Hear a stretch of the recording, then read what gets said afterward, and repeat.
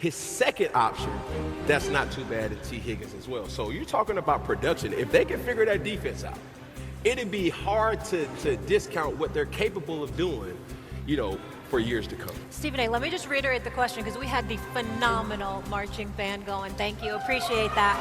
Who's more likely to reach the Super Bowl, as Cam was just alluding to, Jayden Daniels or Joe Burrow? I think it's Jayden Daniels because I think he has a better team to play with.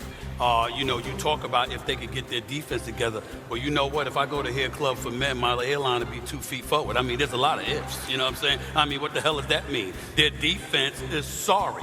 It's so bad, you got cats that should be ashamed to put their name on the back of the jersey. They should be ashamed to let people know they're a member of the defense. That's how bad they looked in preseason. That's how bad they looked most of last season. How many games did you lose when your offense gave you 33-plus points? Now, I don't know what you thought was crazy about what I was saying about Joe Burrow, but I'll reiterate what I have said about him. The brother's a stud, passed for nearly 5,000 yards last year, 43 touchdowns last year. You know, first in both categories in terms of passing yards, TDs, about third in QBR and what have you. Here's the issue with Joe Burrow. Over the first 2 weeks of the season, the Cincinnati Bengals, in 12 games, the first 2 games of the last 6 seasons, their record is 1-11. Now, I have personally called for an investigation into their coaching staff. What the hell are you doing during the off-season and the preseason, training camp, OTAs, whatever, that y'all are never ready to play come September? In the month of September, in the Joe Burrow era, they're 7-10-1. In the month of October, they're 10-10. That's below 500.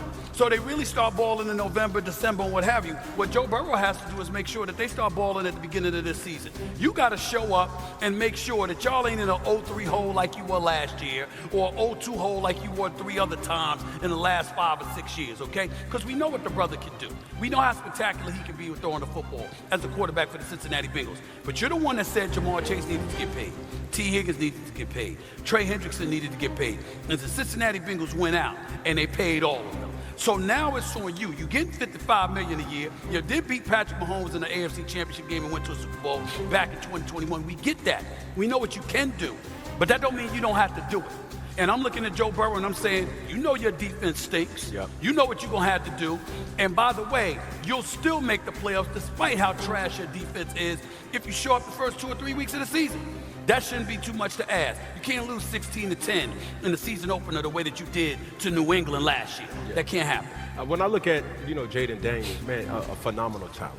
And the way he's been able to burst on the scene to make an instant impact is something that every franchise dreams of doing. We've seen it happen in C.J. Stroud. Yep. We've seen it happen, obviously, with Jayden Daniels. But we also seen this happen before, where first year success, other years distress. Yes. So I won't be so quick to crown him a Super Bowl contender yet. Does he have the skill set to do that? Absolutely. But when you're talking about somebody who's proven, the AFC better hope Joe Burrow and the Cincinnati Bengals don't figure out how to have early success. Okay. Because they've already have a formula to get late season wins, and that's what the season is really all about, because they have a saying in the locker room, we just got to get hot at the right times. And what better time to get hot than in November and December? But where your logic is a bit compromised is that you're giving the edge to a team that's missed the playoffs the last 2 years and ignoring the cats that were just in the NFC Championship game. Jayden Daniels and those brothers were in the NFC Championship game. They just re-signed McLaurin now, so you don't have to worry about losing your primary weapon. They were willing to trade Brian Robinson Jr. to San Francisco. You got an offensive coordinator in Cliff Kingsbury, and Dan Quinn could coach. So I'm looking at the structure that they have in place, and I'm like, yo. I think they're both game changers, Cam. I don't know about you. I got a quick take for you. Player who may not be there. 1 day later, the Kansas City Chiefs will play the Chargers in Brazil, and that man definitely won't be there. Rashee Rice accepted a 6-game suspension for violating the NFL's personal conduct policy. In July, he was sentenced to 30 days in jail and 5 years probation for his role in a multi-car crash in Dallas that left multiple people injured during the 24 offseason. Rice will be eligible to return Week 7 ahead of a game against the Ravens. You want to see who they're playing? Well, some big games. According to our analytics, 4 of the Chiefs' 6 toughest opponents all season come during those first 6 weeks. The Charger game is a brutal one. I'll show you why in a minute. The Eagles, obviously, that's a rematch of the Super Bowl. The Ravens, who knows what that might be for by the time the season comes to an end. And the Lions are great. So the question is, what impact, Dan, does this have, and what more can you fill in for us here about Rashee Rice accepting this suspension? So people have to understand this is a result of a negotiation, right? Because the NFL tells Rashee Rice, we feel you violated the personal conduct policy. This is the suspension we think you should get.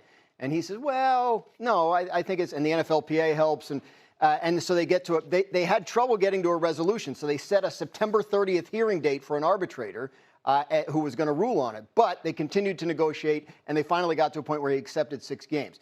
Good thing, I think, in the end for the Chiefs, because now they have certainty. They know when the suspension starts and when it ends. If it had been a September 30th hearing, you don't know when the arbitrator is going to rule. You don't know what the ruling's going to be. You have no idea when the suspension would start, how long it was going to be. So at least now the Chiefs can plan around this. But the question is, what is that offense for these first 6 games without Rashee Rice in it, Harry? Still functionable because you have Patrick Mahomes at the quarterback position and Andy Reid down the plays up. Now, you're missing your most reliable wide receiver, but at the same time, you have Xavier Worthy coming into year 2. You're going to have Hollywood Brown for the start of the season.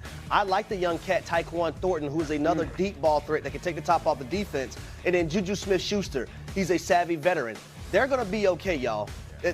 You look for the most part last season, they played without Rashee Rice. At the same time, this does, in my opinion, open up the door a little bit more for the Los Angeles Chargers and also for the Denver Broncos to try to take over the AFC West without Rashee Rice. So I think we also have to take into account that their defense is still going to be really good, but this is a perfect example of how football is so interconnected and their chain reaction. So I think them having a tackle changes everything about their offense. Because if their offensive lines are able to protect Mahomes, then they create some big plays. That changes everything about the way the defense approaches them. And then the short passes that Rashee Rice was taking with a guy on his back and taking him for 10 extra yards, those then become guys open by 5 yards. So this all goes back to being able to protect Mahomes. You can protect Mahomes, and that's why they let Tyreek Hill go away. Because, all right, if we can protect Mahomes, we can manufacture offense. So I'm looking to see, I'm not sure that they're going to miss Rashee Rice as much as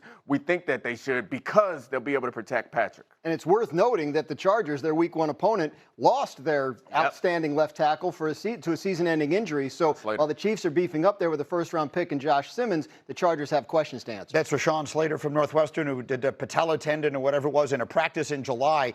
Let me put up Jim Harbaugh's numbers, by the way. The opening week, this is a very tough game. And granted, it's in Sao Paulo, Brazil, and you never know how that impacts the game. We had one of them last year, and that was the game where Jordan Love got hurt. One way or